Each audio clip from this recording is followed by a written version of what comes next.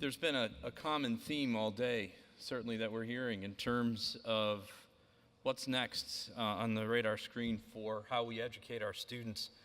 And I think between these sessions here this afternoon and where we're going tomorrow, we're going to learn some of the challenges and some of the things to certainly be aware of. I do want to mention I have two sons, 10 and 5 years old, and I look at the way that they interact with the technologies and the devices, the ability for them to get answers to questions they have, be able to digest and regurgitate the knowledge that they've gained. It's far different than I ever thought I had or could at that time. I remember going up to the attic to the Encyclopedia Britannica and flipping through pages trying to find answers to the questions I had. So we're going to have to meet these challenges for how these folks are able to live and learn with these types of communities. So we're all here now, so I guess we'll begin. So this is the Graduate Student Training and Alternate Career Path session. This is focused primarily on the PhD education. We've heard this over and over again today about essentially the fourth industrial revolution and what we're on the cusp with in regards to the cyber-physical systems. Things that we're going to be looking at: embedded networks, smart technologies, more advanced robotics, more automata, more smart manufacturing. I mean, the list goes on and on. Augmentation, virtual reality with the human being, and then human performance augmentation, whether it be in the industrial, recreational, medical, or even the military arena. This is something that we need to make and meet the needs and the challenges for our educational enterprise. I got a lot of slides that I can only have 5 minutes for, so I'm not going to go through and show you how I can read these.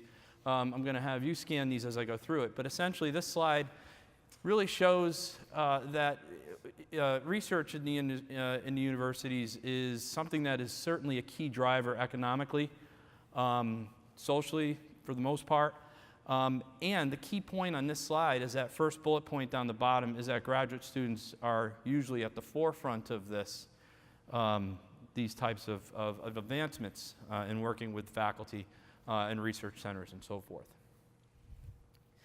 One of the things, and I've borrowed this from one of my friends who's in the DoD, and modified it a little bit, but looking at bridging the cultural divide between what we would call an academic research track where it's a grant progression-based model, where ultimately there's a number of points: hypothesis-driven, experimental-based, incremental maturity, and ultimately goes to a grant. And then what do? You go for another grant. You keep going forward for another grant. In industry, it's a product development track where it's an execution-based progression model where it's process-driven and essentially leads and so forth, and leads to a product. What we want to try and do is bridge this cultural divide by trying to do cross or transdisciplinary collaborations. If I use a medical device example, and pardon me with the age and the lights, I can't even read the monitor. The letters are so small. There we go. Medicine and biology, neuroscience, for example, materials, these are the things that would be coming out of the grant progression model that we can be put into the industry-based progression model for key insertion points that would be in partnership, for example, with that industry.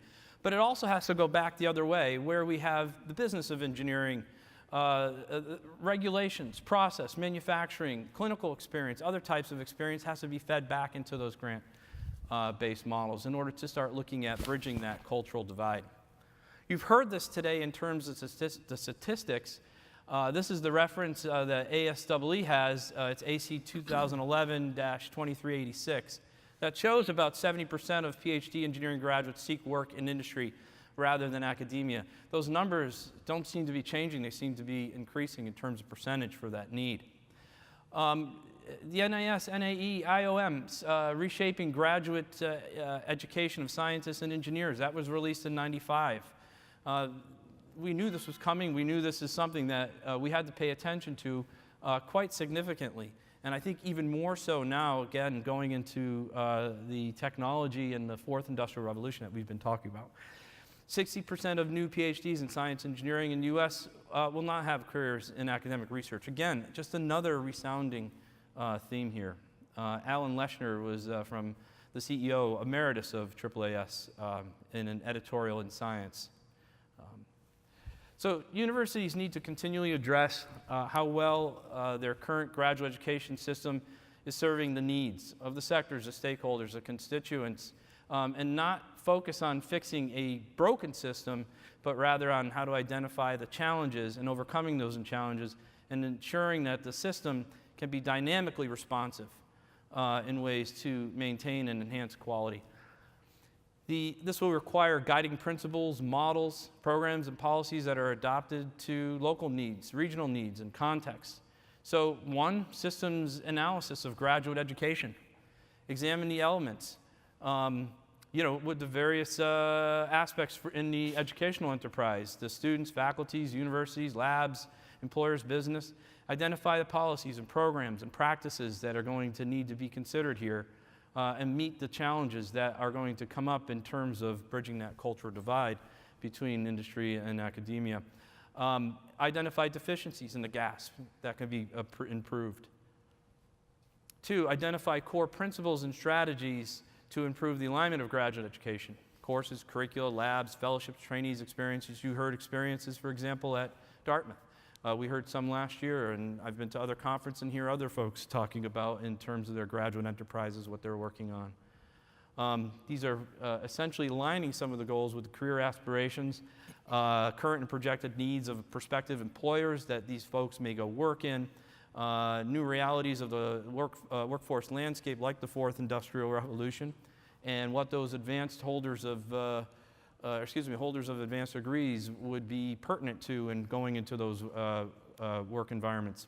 And then especially learning from employers how graduate education should continuously evolve and do that in partnership to meet the workforce needs. And 3, investigate new models of interventions that are currently influencing a graduate education and are likely to continue to do so in the future. Digital learning is something we heard about today. Convergence among the disciplines. No more are you a mechanical engineer working in a company as a mechanical engineer with only mechanical engineers talking and communicating with mechanical engineers. It's all cross-disciplinary. It's all coming to a convergence. A number of alternative providers of degrees and opportunities to secure credentials through multiple sources. I'm not going to read through all these, but essentially in terms of career readiness, and this is something you've heard already, and we do quite well in the undergraduate level, but need to port this now into the graduate experience between convergence, the marketable skills or soft skills, as well as the most important aspect is leadership. Let me talk about real quick, there's 2 slides left and we're going to turn it over to our panelists, but at Northern Illinois University, we're looking for launching our brand new PhD programs this fall, and in conjunction with that, we'll be launching what's called an Industry Fellows program. And this is between our 3 existing undergraduate programs that we're porting out from a master's into a PhD. And we want this to be synergistic. And again, this is called the Industry Fellows program, the IFP. And essentially, the crux of this is that students will come in, they'll be sponsored by industry, and they'll be working for industry at industry work sites, doing their dissertation at the industry work sites. It'll be an immersion type of process. We're hoping that through this program, they're going to be essentially learning how to manage and deal with the complexities and theories and applications, especially as the technologies and the momentum of technologies are rapidly increasing. By the way, other countries, other continents, Asia, Europe is far ahead of us on how they integrate, train, and integrate their PhDs into the workforce. We need to consider how to do this in a realistic manner within our educational enterprise here. This would also include getting involved on how to take existing products, advance existing products, and innovate with existing products and processes. Smart factories. I think every day I get something in my blogs or news that come to me in terms of so-and-so. BMW the other day is moving forward with more smart type of factories. So this is going to be a very dynamic situation. So what we're looking to do in this is essentially immerse students, doctoral students, that are going to be shared with an industrial advisor that would be on, for example, the committee, and that advisory team would be shared between faculty and industry. Again, the dissertation will be done with the company, at the company worksite, for the company. And we've worked through the issues around intellectual property with this. So my counterpart today, Marc Christensen, from SMU, also has provided a slide on some of the things that are going on at his Lyle Kaw School of Engineering. So what I really wanted to do is set the context that as you're listening to what the industry folks are talking about in the needs for other training and development for our PhD students that don't have the knee-jerk reaction that many of my faculty did when we said we're going to start layering things on top of the PhD program. There certainly aren't enough hours in the day. You're going to take them away from your research. Can we leave that slide up there for just a second? A key piece of it really is that while the Hart Center for Engineering Leadership was founded co-curricularly for the undergrad program, as we moved it into the graduate space, we found it could accelerate actually the PhD dissertation and work through there. So by augmenting the written and oral communications, we were able to better prepare them for the drafts of their thesis, so advisors took less time editing. The oral communications helped them get better ready for their research presentations. The working in teams and agile scrum development really helped them in their own research projects as they're working with the master students and undergraduate researchers. And then the two other pieces that we provide them is some pedagogy and some business acumen, because they're either heading off into academia where they still need to understand budgets, but proposal budgets, or they're heading off into industry and trying to understand finance. Don't look at this as just things layering on top, but something that after the first couple students went through, the PhD advisors were very happy to send their PhD students to the Hart Center because we really do try to touch every single student that crosses the program. And with that, let's hear from the industry. That's right. We have four folks, our panelists today. Dr. Danny Olivas, who's a former NASA astronaut from UT El Paso. Dr. Stephen Dellenbeck from the Southwest Research Institute. He's the Vice President of R&D there. Mr. Doug Phillips from Texas Instruments. He's the Director of University Marketing and Research. And Dr. S.V. Sreenivasan from the University of Texas at Austin. He's the Director of the NSF ERC Nascent Center.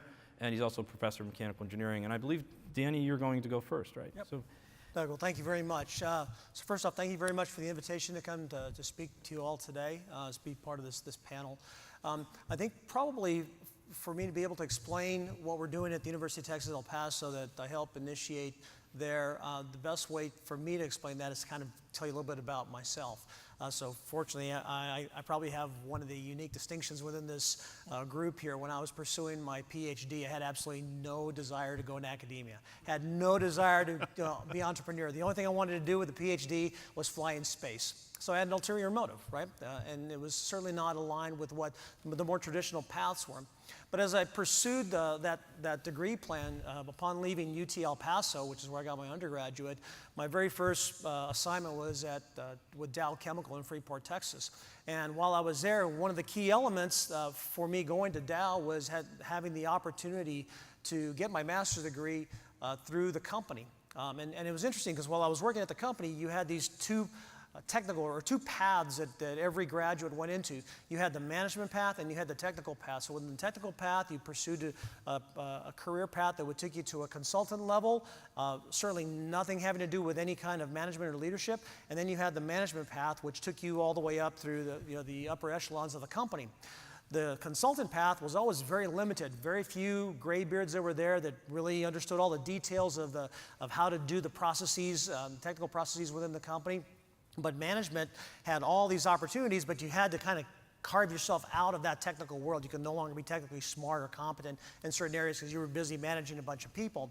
There was an observation that I made, and as I transitioned after my master's degree, and went on to get my PhD at Rice University, I made the transition out of Dow and actually started working for Kelly Air Force Base. So it was a real practical, hands-on experience. And the one thing I noticed that even when I was working at Dow or the Kelly Air Force Base was that there were all these projects that were there that were clearly at a higher technical level. Certainly not at the point where you could actually say, let's go off and pursue a PhD research in this particular area, but they were very technical problems, and problems that the organizations wanted to solve. So after I went and did the whole NASA thing, which by the way was a real blast, if you get a chance, I'll be happy to chat with you a little bit about it. When I left NASA, I went for about a year and a half. I was 2 years working for Raytheon Space and Airborne Systems as the Director of Engineering at the Space and Airborne Systems in El Segundo. So we had manufacturing facilities, all over the country. But in 2013, when I went back to the university to come on, I'm currently a special advisor to Teresa Maldonado, Dean of Engineering here from UTEP. And we formed, I wanted to form a center because the experience I wanted to bring back to the university was something that I experienced firsthand in industry. And that was that, first off, the academic route was not for me. But there was lots of academic opportunities that were out there. And I saw as I came into the university and started talking to the various researchers that were there was a more traditional path in which these researchers gained their funding for their students. And and a lot of the work that they were doing was actually very focused in those very technically academic exercises of trying to discover the next greatest thing.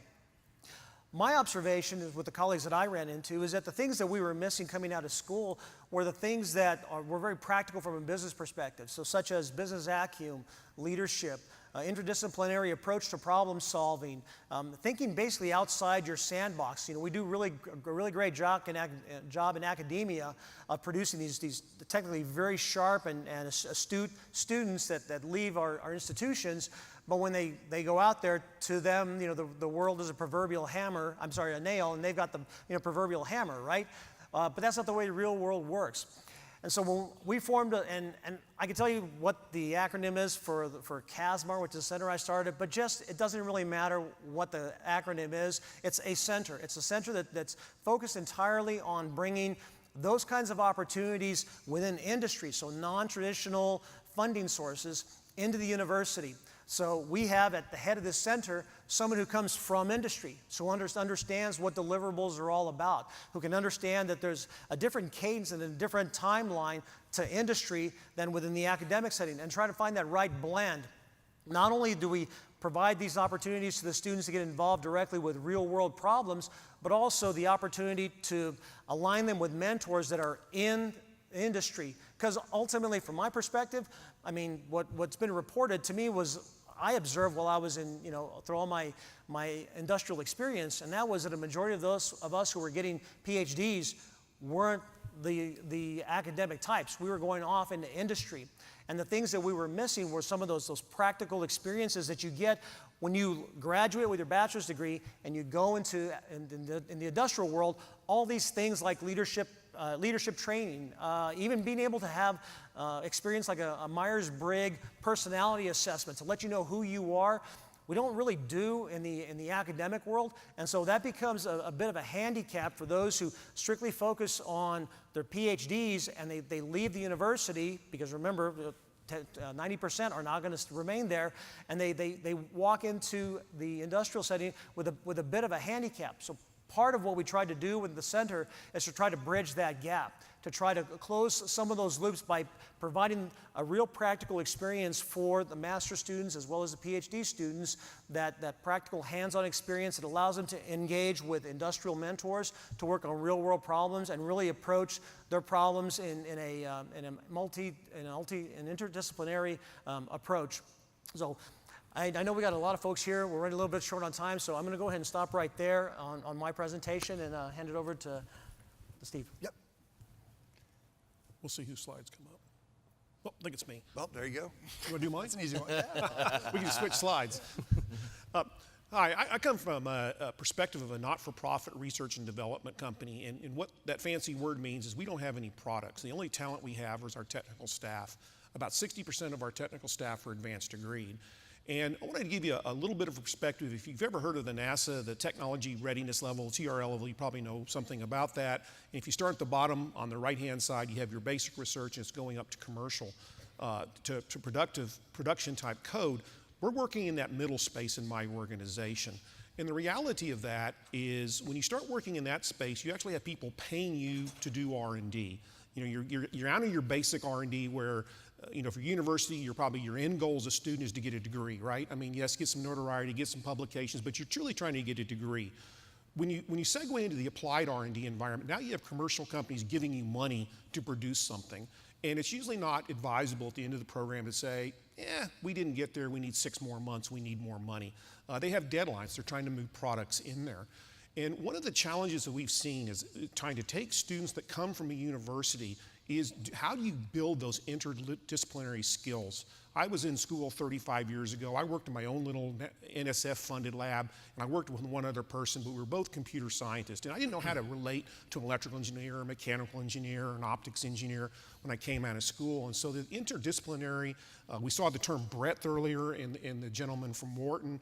Don used the word convergence. The next challenge that we see a lot is communication skills. As we know, we're not necessarily all U.S. citizens or natural English speakers that are in our programs, and how can you communicate across teams, and how do you get that communication built up in school? And the single largest issue that we're facing right now, and I think this is generational, I don't want to label millennials or Gen Zers or whatever, but they have a fundamental different work ethic than some of more seasoned people that might be up here on the panel. They're not very patient. They want to be the president in 2 years, and they want to, make all the decisions and everything. And they have some challenges, I think, with the leadership and ownership issues. I want to show you some of the type of things we do and why we have some different challenges. I'm stressing their laptop quite a bit with 5 concurrent videos I've learned. Down in the bottom right, that's a mobile robot that weighs 65 tons and reaches 64 feet and has a 20 kilowatt laser on it. This is not a research project. This is a commercial product that's being assembled 12 miles from here at Port San Antonio. It'll be stripping paint off an airplane in 3 weeks. What we have is we have a mechanical engineering team, we have a controls team, we have multiple computer science teams, we have optics teams. And these guys all have to translate when they learned in school on their little 2-foot by 2-foot robot, how do you build a 65-ton mobile robot to do something? And then you tell them, oh, by the way, if you bump an airplane, you just bought a $200 million aircraft, because airlines don't let you put dents in airplanes and take them out. They don't have body shops. They scrap those airplanes. If you're working on a stealth aircraft, it's even a bigger issue. Upper right is robotic painting. Again, this is taking people from chemistry, people that are paint specialists, tying them into mechanical engineers who know how to do robotics, tying to software people, and then you come up with this thing we didn't know about, oh, you have to have certified paint for aircraft. So then you get into whole life expectancy, and how do you make sure you're not going to, I'm not exactly sure what happens if paint comes off an airplane, but apparently that can hurt people, I guess if you lick it or something, and so we try to keep people from doing that. Our autonomous vehicle work down in the lower left. People have heard about all the efforts that are being done by the Waymos and the Ubers of the world. They're working on paved roads. There's still 35% of the roadways in this country that aren't paved. So how do we find the technologies? How do we do the sensor development, et cetera? And the whole point behind all of this is these are heavy, multidisciplinary teams scaling their work from what they might have done in their research lab to typically much larger type things. Understand these robots are $9 million robots down there. They're doing $25 million jobs every 3 weeks on this type of cycling, and industry is very concerned about that overall performance. I'm not quite sure where my last slide went. Because there is some video here, we can come back to it.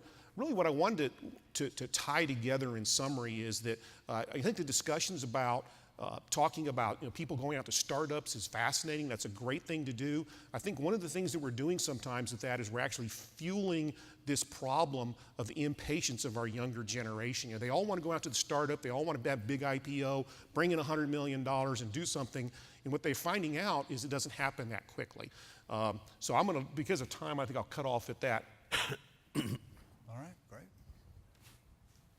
It's roulette. We're going to see who's next. Or no one. There we go. So the perspective of Texas Instruments, which I'm sure everybody knows is the calculator company. I assure you that I'm not here to represent the calculator business. 90% of our revenue is semiconductor. 90% is embedded and analog, and we ship billions and billions of units a year. So we have a pretty good feel for market dynamics globally, given the size and breadth of our portfolio. And today I just wanted to touch on how we see the PhD student at TI. So first and foremost, if everybody can go back and remember how a semiconductor is made, Unfortunately, there's not one person doing it all by themselves. It's a big team effort. And the team effort starts typically with design. And most PhD candidates, they come in and they say, oh, it has to be a design role at a company. That's typically where people start. But in fact, what I'm showing you here is there are many, many roles that we hire for. In fact, we hire over 1,000 people a year in the United States, and some percentage of that are obviously PhDs. And most of those occur in design, which is your typical bucket. But the second biggest role is in manufacturing.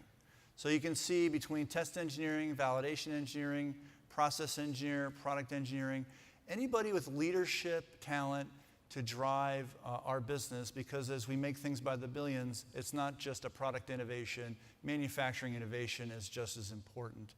And so we look at hiring PhDs, not only in design, but we look at it at where are they going to fit across the company in different roles, and how much impact can they have throughout the business. Not only that, once you come into TI, typically our business doesn't stay stagnant for more than a couple of years. The next thing you know, somebody has to turn left or turn right in the industry to compete. And ultimately what we find is product lines change, business priorities change, regional understanding changes, and therefore the PhD student that came in thinking, oh, I'm working on this cool and exciting technology for the next 20 years, 5 years later they find out, gee, I have to become relevant quickly because what I was working on is no longer relevant.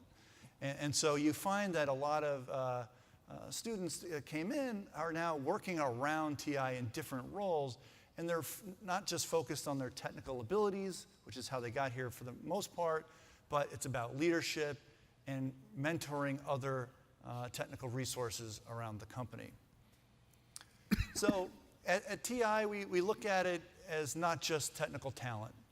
Sure, technical talent in the interview is very important. Do you know what you're doing and how can you contribute to TI's long-term strategic interests? But it's more about what else can you bring to the table in terms of leadership. We covered that earlier today. But can you handle a dynamic working environment? Can you handle shifting priorities? Can you handle working on our tools and our processes to ensure that speed and agility are the working order of the day? And those are some of the soft things that people don't realize, but are incredibly important to be efficient and competitive in our industry. We also wrote down just a few things about what skills and attributes are generally important. And the most important I can tell you is that not everything needs a grand idea. Sometimes duct tape works. And for the person to make sure that they're using the right principles of business return, speed, time, quality, and innovation, that is a very complex matrix of decision making. And so I think a lot of students have struggled with that because they're coming in trying to do the big idea when in fact duct tape works just fine and everybody wins. The most important attribute there is what does the customer need and when do they need it? So if anybody's worked with anybody in certainly Asian markets, they need it yesterday and they want it for free. And so you have to be under that paradigm of real business dynamics to be able to fit into our team environment. And lastly, the soft skills. At TI, one of the most important things that we rely on our technical leadership, especially PhD students, is mentoring others and training others and leading by example around the company. Are you influencing other behaviors around the company, not just working on the thing to which you are having expertise in? And so we really value that process. And we have something called a tech ladder, which starts at a level 1, if you will, and moves up to a fellow. And to do that, you don't just sit and do one thing your whole career. It is about your influence not only on the business impact at TI, but also your impact to other TIers along the way. Very, very important, the leadership qualities at TI. But I thought just because it'd be fun for this group, I thought I'd just give you the secret recipe. What's the secret? And the secret is industry-sponsored research. Vast majority of our PhD candidates that come in are sponsored by TI Research. It's a 3 to 4 year interview for us. And if it's strategically aligned and everybody's happy, you come on in, everything's great. If not, then obviously they're working on somewhere else. We don't hire, I mean, it's really rarely, we don't hire students that are not sponsored by TI Research. And so we value that. That's why our research division is very active, very robust, and we really pride ourselves on making sure that we are coupled deeply to not only the research student and the faculty, but we have liaisons assigned inside TI that are responsible for that relationship for 4 years. And so not only are there reports and other outcome meetings and so forth and internships, but we make sure that going into that relationship, they know that we're having biweekly calls, monthly meetings, and we are a part of that research process. We are the guide to which they will move forward. And so I think that really helps not only TI understand the student and the impact and where they can go, but it's really a way for us to guarantee that the research, the student is all mapped to our strategic interests. So what are those strategic interests? And typically, we focus on 6 or 7 things every few years. Some big ones currently are in power management. So TI has a #1 market share in power management semiconductors. So gallium nitride clearly is an area, high voltage, isolation, but also battery management is a big business. With the electric vehicle making inroads, clearly battery management is now even getting bigger than we ever thought it ever would be. And finally, millimeter wave is a new thrust area. And by no means are those the only 2 examples. We have numbers of areas that we're focused on, from test and validation, but also products. And then finally, we try our best to hire students that are mapped to a strategic thrust, something that has a solid 10 to 15-year window. Now, I know that sounds like that would never happen given the technology environment we're in, but we try the best we can to make sure we can leverage that research and leverage that relationship going forward to get the best return for the student and for us. And so with that, I'll end, and thank you very much. I think that's, yeah. There we go. Thank you. So I direct an engineering research center at UT Austin. What I thought I'll do is I'll give you a quick overview of what our center does, but then I wanted to focus on this topic, which I call a student-centric approach to doctoral education. So it turns out these ERCs, if you're not familiar with it, they're funded in interdisciplinary areas where traditional departments are unable to solve big industry, emerging industry problems or societal problems. And so by definition, they have to be interdisciplinary. And the ERCs report directly to the dean, and so it's treated like a small department. The one difference, I guess at least I feel this way, the one difference in the way we run versus a department is we have a lot of oversight. And the oversight comes from the fact that we get a big check from NSF. And so NSF makes sure that we do what we're supposed to do, which has been good for me. In some days I complain about it, but it's been very good for me. And that's one of the things that we've been asked to do, is to do the student-centric approach to doctoral education. So let me talk about the center a little bit. So we're in the area of nanomanufacturing systems and processes for advanced electronics and displays. We were funded in 2012. We're in our 7th year. Our budget is about $5 million a year for 10 years. And we have partner institutions, Berkeley, Houston, and New Mexico. I think the Dean of New Mexico is here somewhere. I saw him. Our vision has been to enable future nanotech factories. I'm not going to get too much into the technical details. I love this graphic because this was created when we had great hope in the early days of the center. But the main goal for us has been, how do we bridge the gap between nanoscience and applications in industry by developing a nanomanufacturing infrastructure? We have about 60 PhD students across 4 departments: ME, material science, electrical engineering, and chemi. And I just looked this up since I was coming here. We've graduated 44 PhDs so far, and only 11 of them have gone to academic careers. I think a few of them gone to national labs, but mostly to industry. So this is very relevant that I'm here. We have an industry affiliates program. So these are members of our center. They pay a nominal fee to be part of the center. We have small companies, national labs, and big companies, as some of the familiar names here. This industry membership constitutes an industrial advisory board, and they play a critical role in the way we run our center. And in fact, we formed this advisory board even before we got our funding. So the advisory board was actually heavily involved in the way our proposal was written. And to sort of give you an idea of how, I'm going to skip this slide. I don't know why it showed up there. Okay. To give you an idea of how the ERC is organized, there are 3 planes. There's something called the systems plane, which is where the industry brings in their requirements. There's the basic knowledge plane, where we have faculty members who are very good in specific areas, and they do peer-reviewed research and are well-known in the field. And this middle plane, which is the enabling technology plane, is really where we create technology demonstration platforms that bridges the gap between what industry needs and what the basic knowledge we have. And if things are successful, it eventually leads to systems that are deployed through tech transfer. This is an example of a company we worked with in England, Emerson and Renwick. And I put this out here because we've had a lot of success working with mid-sized companies. If you go to really small companies, they have no money. And if you go to really big companies, they often just want to hire your students, which is great. We love that. But if you go to these companies that have about 300 to 400 people, you can have really meaningful collaborations. And the students learn a lot from these collaborations.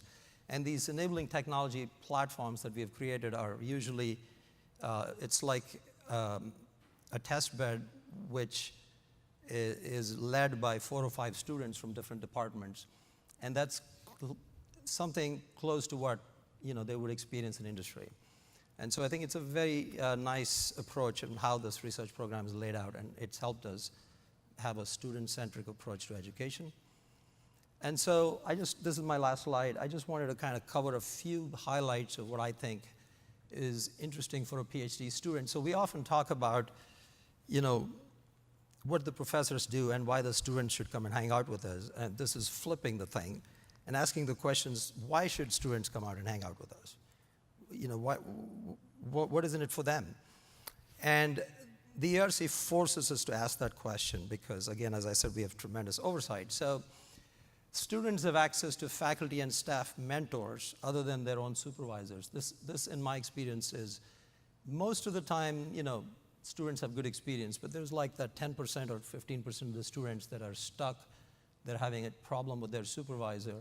Having access to others really can help fix the clog in the system, and it's very important, I think, because we bring in some of the best and brightest, and we don't want them to have a dead end in their PhD program. We have a student leadership council. There was a lot of discussion about leadership. It's a peer group. They have an allocated budget. We oversee their efforts on what they're doing during the year, but they organize themselves. They worry about their careers. They have workshops. They bring in speakers. And we found that the students really blossom through this experience. I talked about the exposure to interdisciplinary team projects, which I think has been very good. And the last thing I want to talk about is innovation and entrepreneurship. Several of the faculty in the center, including myself, we've been involved in spin-outs. And it's important to be involved in significant spin-outs. What I mean by that is not everything is successful, but at least if you get to the point where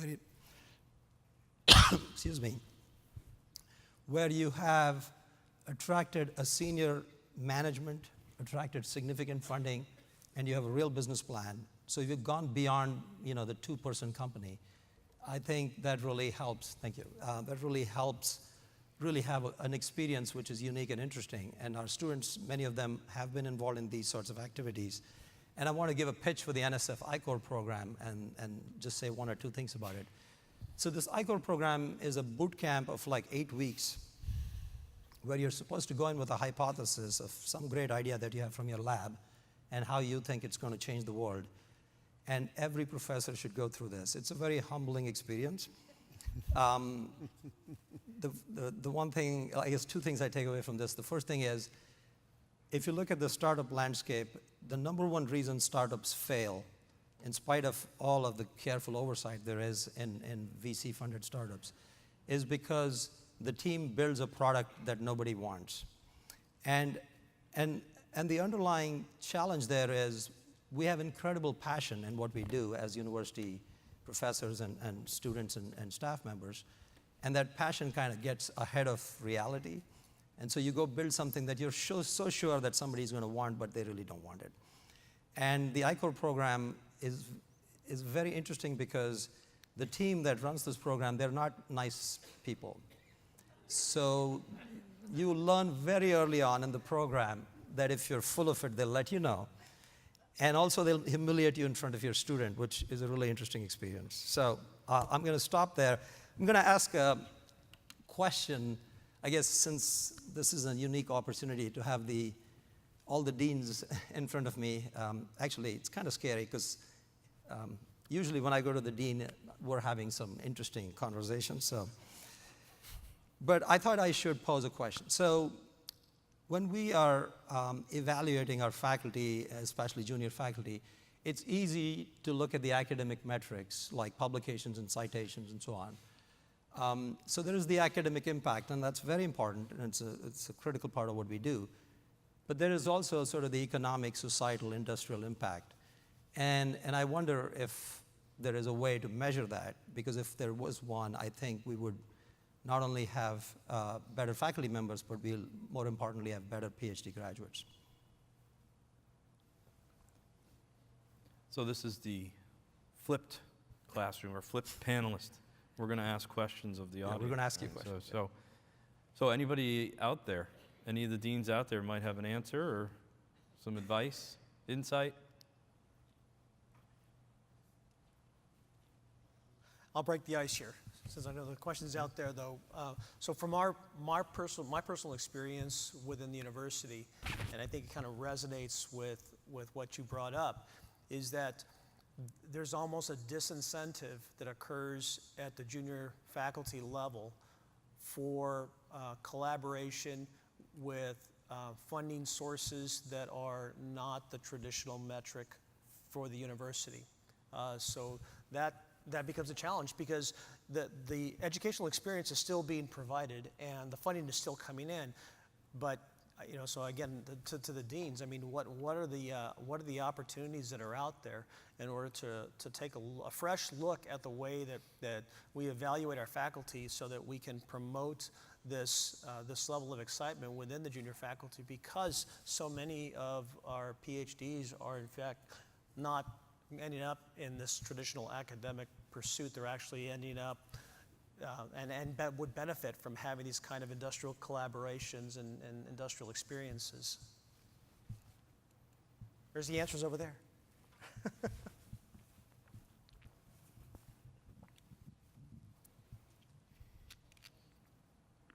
So I'm a relatively new dean, and my answer might be naive, but it was a question that was asked of me when I was interviewed, and what I told faculty were, in my mind, you do research for approximately 4 reasons.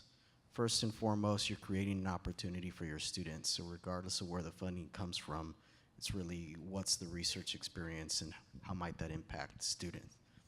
Second, you're advancing the discipline. You're trying to do something new. The third reason, the fourth I probably forgot, but the third reason is just something you like to do. So my answer would be, if we think about why we fundamentally do research, one of those reasons has to be the student. And if it is creating an opportunity for the student, then a dollar is a dollar is a dollar. And so I think you might find very different opinions depending on the type of institution you're talking about. I think there are institutions in here that probably do value industry and have mechanisms in TNP to both promote and include those contributions in their evaluation.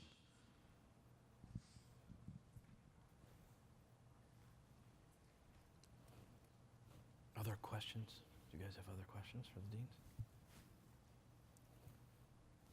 Just ask them if they have any questions. Rather than calling on you for answers, maybe we should be calling on you for questions. Sure. Are there questions for the panel? This is your chance to hear firsthand what they're seeing and what's lacking and what they'd like to see more emphasis on on our biggest product, our PhD students.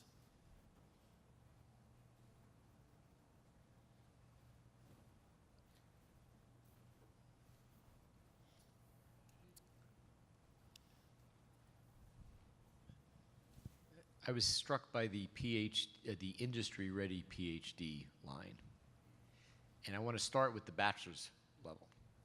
And when I talk with industry, I say, my job is not to train my students, but to educate my students. And your job is to train them in the ways that are relevant to your particular industrial niche. And we stick to that pretty well. We get them out there with internships so that they can get industrial things. We have a bunch of co-curricular things that they do as well that produce more rounded human beings. But my job is not to get them ready for their first job, but their first life. I'm not sure the argument is stunningly different for the PhD either, right? I have them for 4 or 5, 12 years, whatever the number is. And there's a certain set of unique things that they'll be able to learn, develop, exercise as a PhD student that frankly, you'll pretty much never do again. You'll unlikely to be quite so singularly focused, removed from certain kinds of constraints. There's a whole bunch of things that you're going to grow in a variety of ways as a PhD student that revolve around education. And then the training to make them better suited to industry, frankly, they have a lifetime to do that. And so I wonder how you view the responsibility of industry to train the bright, engaged PhD student who has not had that industrial bent, but has sort of been well educated. So let me start with where you started, which is most of our hires are bachelors. Roughly 65% or 70% of TI hires are intern conversions to full-time bachelors. So just like the PhD I mentioned, where we have sponsored research as one of our tightly coupled activities, not only is it valuable for TI to mentor, but it's also valuable to know what we're hiring and why. On the bachelor's level, the same rules apply. I don't know the number, but it's somewhere around 80, 90% of our bachelor turns come from the internship pool. It's rare that we have a random person come in for a hire. And so your point on that, at least at TI, we have this process by which we evaluate those students at all levels through the internship pool or through the sponsored research. And you are right that when they get inside, especially at the bachelor's level, there are very, very wrung out programs for training. So we understand they can learn, we understand what they know, and then they come in and follow a rotation program because we don't know where they're going to end up. So as I showed you all the jobs in TI, we're kind of a big place, so you can land in sales, field applications, design, manufacturing, test, validation, product. You can end up in a lot of different places, and so that rotation program, of course we have business support and HR and finance, all through those rotation programs to make sure that the training is done internally because of our size and then land where they can grow inside their careers. For the end of the argument that you're making, the PhD is, obviously the investment level is much higher for the company to take on that because it's expected that there's a particular value for a certain strategic thrust for the company. And typically, it's more short-sighted in the next, let's say, 5 years. But ultimately, you are correct that after that time frame, or there's a business shift, or different aspirations of the student, they will end up somewhere else doing something perhaps very dissimilar to what even they were working on as a student. So the training programs in TI do handle all that, but when you're trying to do a very strategic thrust, like, I don't know, millimeter wave, for example, we obviously hired people that were really attuned to that research to make sure that team was built with that in mind. And then train them on the TI process and how we go about developing products and how do we go to market and how do we understand market needs and all that. So I think there's a balance of education versus training. And I would say that a PhD, because we're investing so much more in hiring that person on for a very high ROI expectation for the things they're working on, they get treated differently in the short run. I would throw out there that I actually agree with your comment we don't, when we bring people into interview, we're not questioning whether or not they have the technical skills. They've gone to the strong universities, the one we're recruiting from, good grades, we've read their papers. We're really looking at personality, the leadership, and those aren't something quite as easy for either of us to train. Some people have that innately. And so one of the challenges we have is we'll have people come in and say, well, I just want to do research. Well, okay, but if you're starting to move into our world of applied research, you've got demands, expectations, that you have contract deliverables, and you actually have to produce a product at the end of the day. So we actually focus quite a bit on what is their leadership ability? Are they going to own their problems? And I think that's something that maybe you could start to help us with at the PhD level in the labs, is having someone work by themselves is not the best recipe for them coming to our company and be successful. They have to have been on some type of team, preferably multidisciplinary, solving something at their PhD level, and those are the ones that are highly successful for us. If I could also add kind of an analogy here. Think about a trip that you take across the country. You're going to go from point A to point B. We all can do that, right? Occasionally, someone will point out to us something along the way, like, oh, look at that mountain. They'll give us a little brief explanation about what that mountain is or what that landmark is. We still get from A to B. So, I think that there's an opportunity that during these experiences, if we have the right kind of teamwork within the academic world for the ultimate, for a large portion of where these PhD students are going to be placed, to simply point out these things through their experiences. So things that we had mentioned earlier, things about, just exactly what does interdisciplinary mean and how does that apply to their particular research fields? Who do they need to know whatever it is that they're working on is going to touch and how they're going to be touched by others. Business acumen, having an understanding of even the basic budget of their own particular program could be a way for them to at least appreciate that as they're going through this educational experience, that they are picking up these very practical things that ultimately will be applied once they get out of school. It has nothing to do with whether or not they're going to actually discover whatever it is that they're setting off and discovering. That's a completely separate track.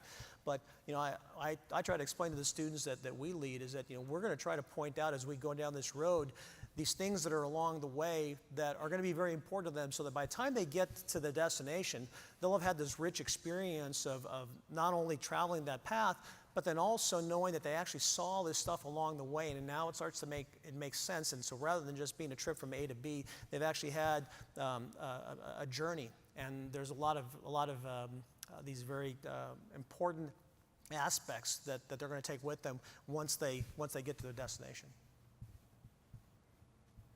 I'll add another quick perspective.